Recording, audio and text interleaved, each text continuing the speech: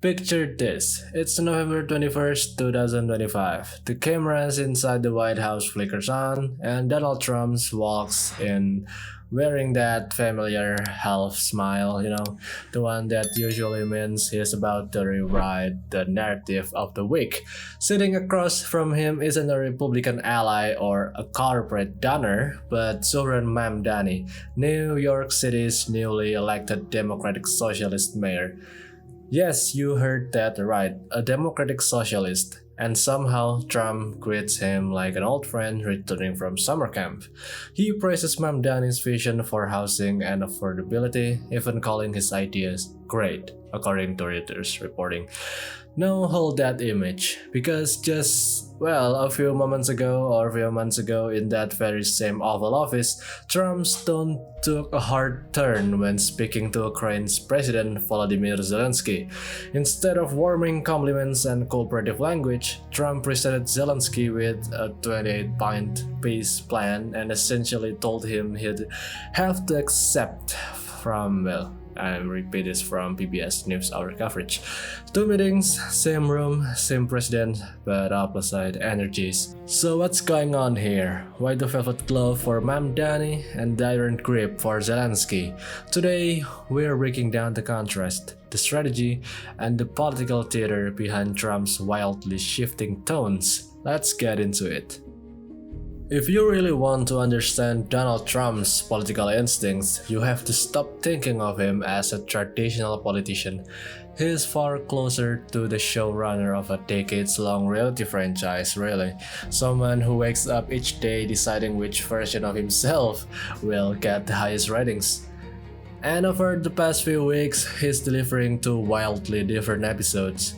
Well, a few months ago, one starring President Volodymyr Zelensky in a tense Oval Office showdown. Yesterday, one starring Zohran Mamdani, the New York City's Democratic Socialist mayor-elect. Of course, one warm, one cold, one smiling, and one squeezing, and yet both are completely on brand. Let's start first with the Mamdani meeting. Just months ago, Trump had referred to Democratic Socialists as dangerous radicals. But suddenly, of course, like he usually, he is complimenting Mamdani's vision for affordability, safety, and housing. According to Reuters reporting, of course. It wasn't a small compliment either. Trump framed Mamdani as someone who could do great things for New York, an endorsement that would sound normal coming from a bipartisan civic group, but sounds downright surreal coming from President Trump himself. This dramatic shift raises the obvious question, why the friendliness? And why now? Mamdani's election victory sent a signal about shifting demographics, energized progressive bases, and the growing influence of young, diverse voters. If Trump sees an opportunity to reshape his public image, even for a moment, he will take it, of course.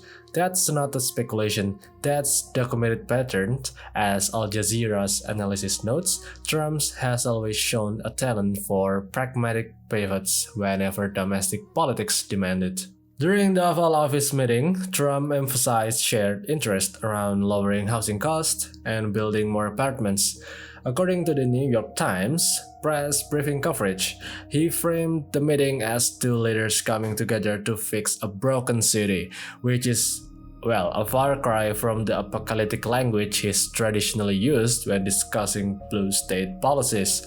Mamdani himself stayed composed, positioning the meeting as an opportunity to bring federal support to local causes, and of course, despite past ideological clashes, both sides walked away surprisingly positive. Some Republicans, however, reacted with shock. From Reuters reporting, senior party figures expressed discomfort with Trump's friendly tone, calling it soft or confusing. But if you follow Trump long enough, you know this wasn't softness, it was just part of his, strategy. Domestic cooperation makes him look stable, reasonable, even magnanimous. And he knows the optic matters, especially in a political environment where swing voters crave normalcy more than ideological loyalty. Now let's shift to the Zelensky meeting. The tone couldn't have been more different. While Trump greeted Mamdani with warmth, he approached Zelensky like a negotiator stepping into a high-pressure business deal. According to Politico's reporting, Trump presented Zelensky with a 28-point peace plan that many analysts described as heavily favorable towards Russia's territorial demands. And he wasn't offering it as a suggestion, he was framing it as a deadline. As PBS NewsHour coverage recounts, Trump told reporters that Zelensky will have to accept something, which sounded less like diplomacy and more like a parent telling to a child to finish their vegetables. And the timing only heightened the tension. With the war grinding on since 2022 and Ukraine increasingly dependent on Western support, Trump's tone created a moment where US foreign policy seemed to pivot from partnership to pressure almost instantly. Zelensky, for his part, pushed back with as much firmness as possible. According to Al Jazeera's reporting, Zelensky described the plan as a difficult choice and emphasized Ukraine's commitment to a real and just peace. He didn't reject Trump outright, but he certainly didn't endorse the proposal either. Behind the scenes, European diplomats scrambled to understand whether this was a negotiating tactic or a genuine shift in US policy.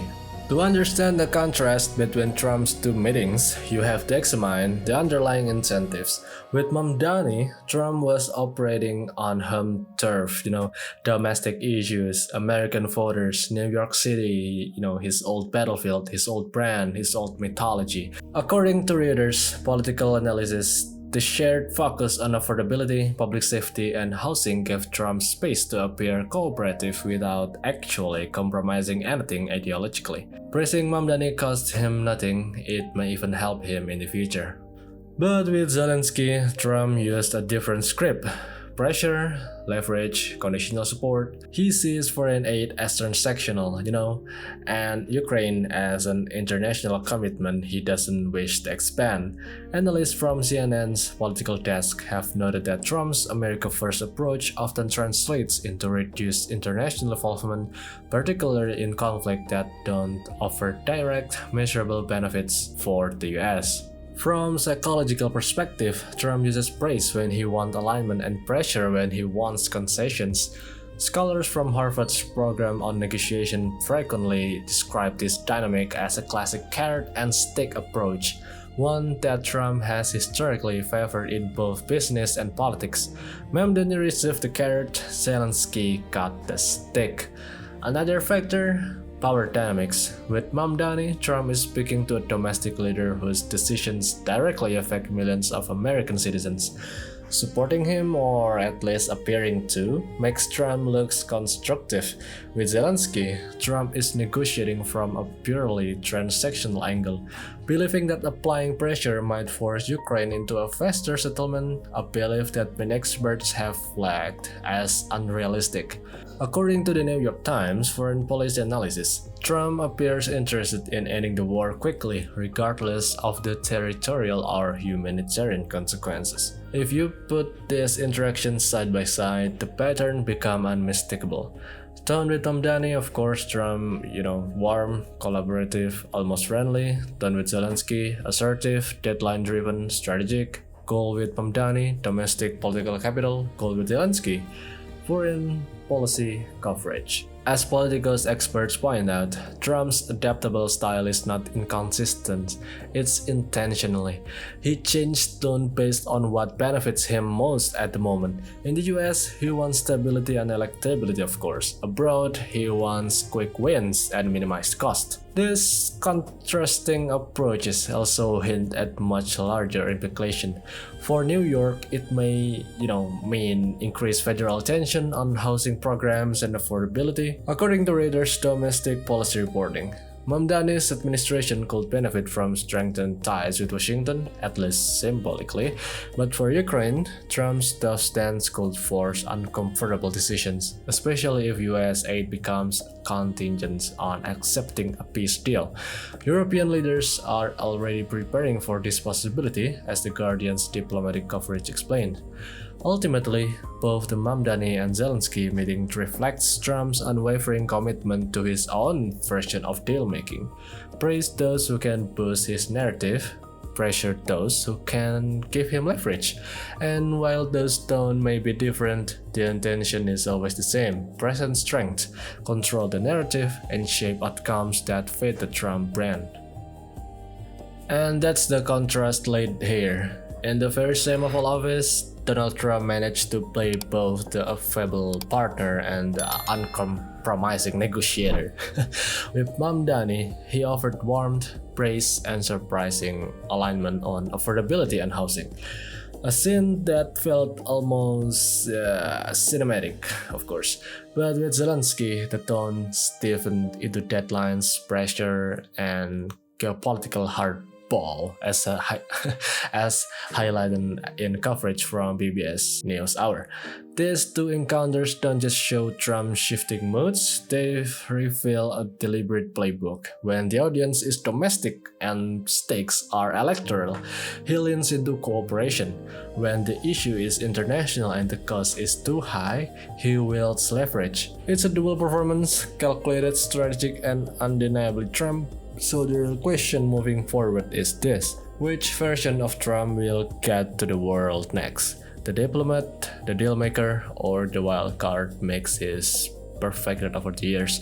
If you can for this breakdown, if you found this insightful, don't forget to like the video, subscribe, and drop your thoughts in the comment below. Stay kind, stay curious, and stay critical. See you guys in the next video. Bye bye.